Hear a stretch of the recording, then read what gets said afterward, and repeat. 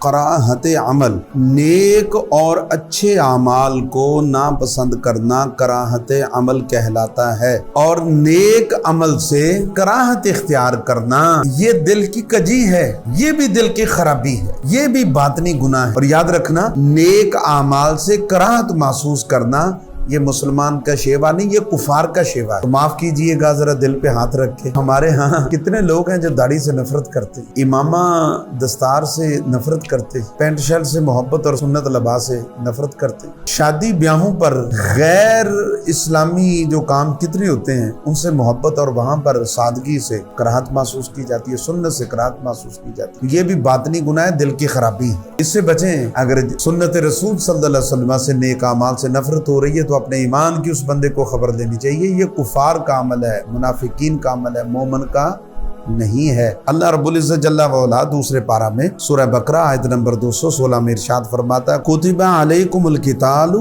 व हुवा कुरहुल लकुम व असा अन तकरहू शैअन व हुवा खैरुल लकुम व असा अन तुहिब्बू शैअन व हुवा शर्रुल लकुम वल्लाहु यअलमु व अंतुम ला तअलमून। तुम पर फर्ज हुआ कि खुदा की राह में लड़ना और तुम्हें नागवार है और करीब है कि कोई बात तुम्हें बुरी लगे, और जो बात तुम्हें बुरी लगे वो तुम्हारे हक में बेहतर हो, और करीब है जिसको तुम पसंद कर रहे हो वो तुम्हारे हक में बुरी हो। तो लिहाजा अल्लाह ताला जानता है और खूब देखता है। तो इस वजह से अपने अंदर नेकी की रग़बत पैदा करें और गुनाह से नफरत करें।